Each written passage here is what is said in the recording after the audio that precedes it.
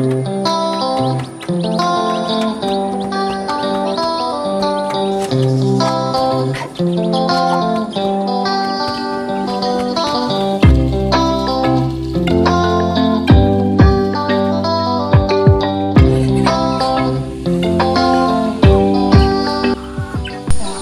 up mga kasikap at sa lahat nagsisikap sa buong mundo. Good morning sa inyong lahat ng magandang umaga. Ano man ang inyong mga trabaho ngayon, no? Ano man yung mga ginagawa ninyo hanggang tayo nagsisikap. Magandang umaga sa lahat po ng nagsisikap sa buong mundo. Ayan. So, yung umaga ay excited na po ang ating mga alaga na ating pakainin, no? Pero sa ating pagpakain ngayong umaga ay meron tayong ihahalo na special ingredient po. Paalam po natin sa lahat na pwede po pala ito sa mga manok dahil subok na po ito simula nung about 10 years na po namin na pagmamanok dito. So yan po ipapaalam po sa inyo after our intro.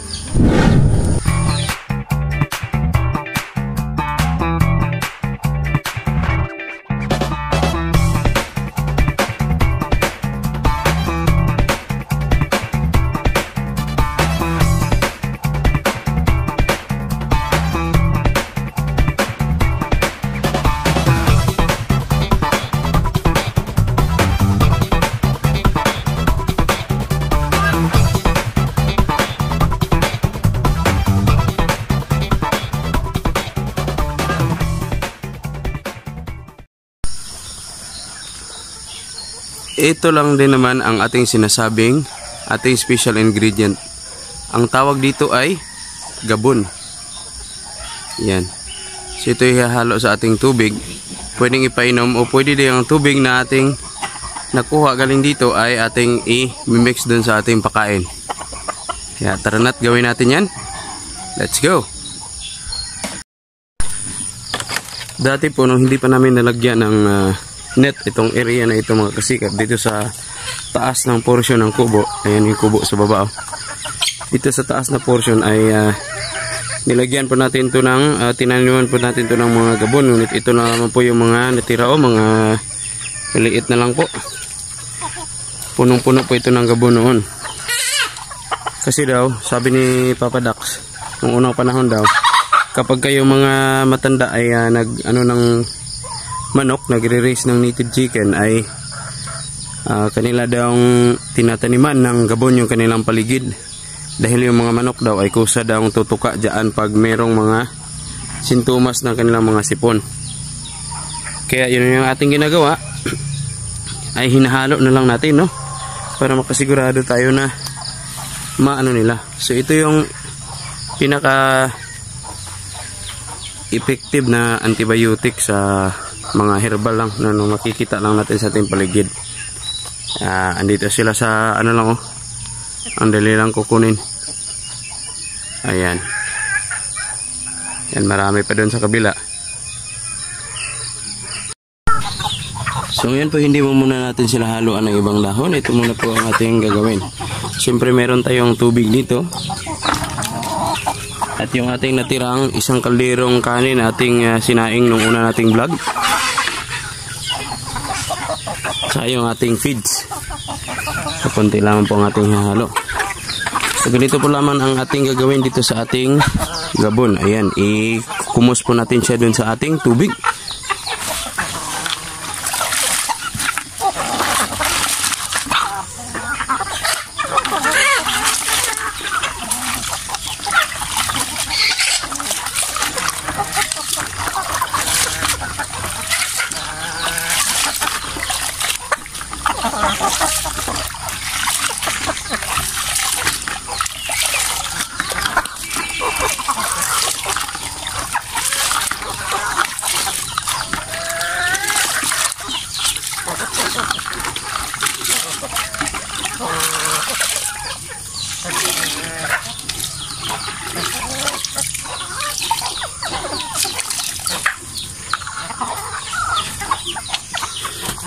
Siyempre mga kasikap ay itatapon natin itong ating mga malalaking particles ng ating gabon.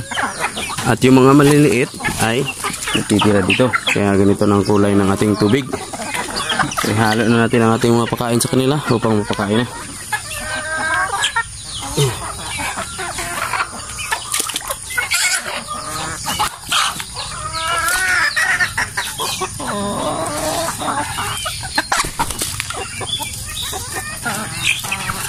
Muna. Sa likod niya.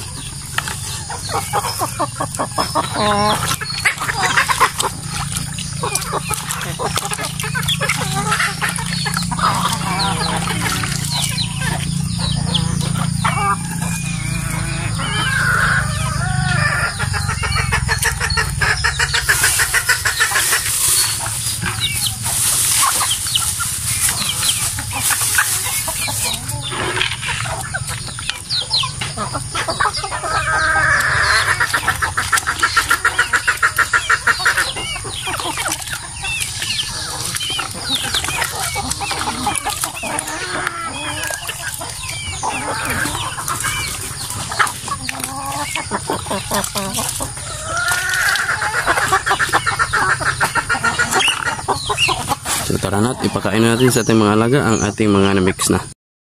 Yan po, atin na pong pakainin dito sa ating pakainan.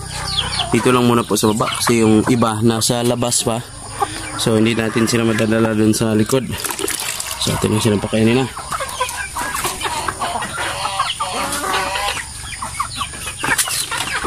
Welcome, welcome.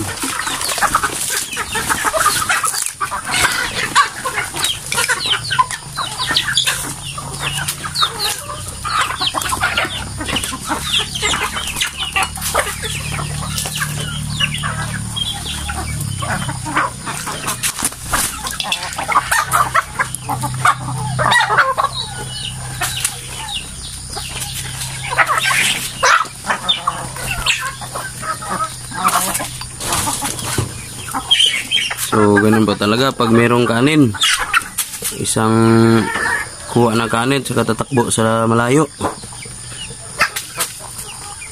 Ayan, sarap ng kanin nila habang yung tubig natin na ginagamit ay atin pong linagyan ng gabon.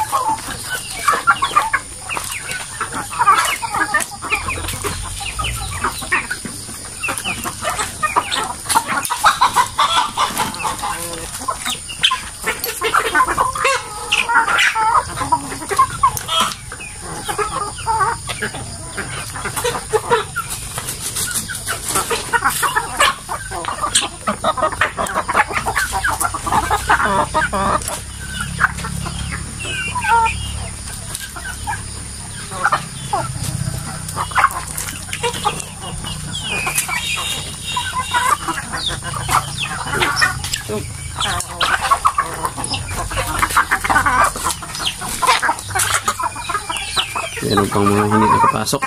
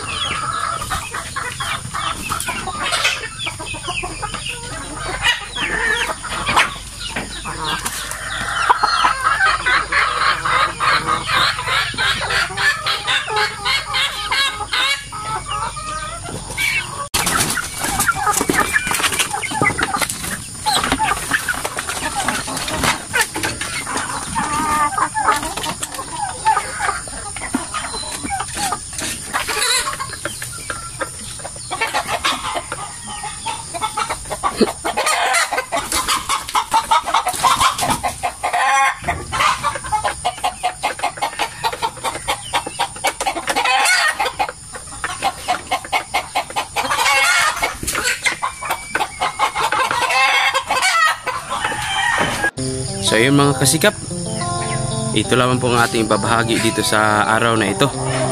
Ang ating paglagay ng gabon doon sa ating pakain ng manok. Yan, so ubos na po yung pakain nila. So hanggang dito na lang po. Maraming salamat po sa inyong panonood. Salamat sa suporta po sa ating mga solid subscribers, ating mga silent viewers dito at mga solid supporters natin. Maraming salamat po sa inyong lahat. Sana'y maganda po ang inyong umaga. Ayan, kahit nasaan man kayo, sana'y maligaya kayo ngayon. Alright, salamat na lang at magandang umaga ulit. Babush!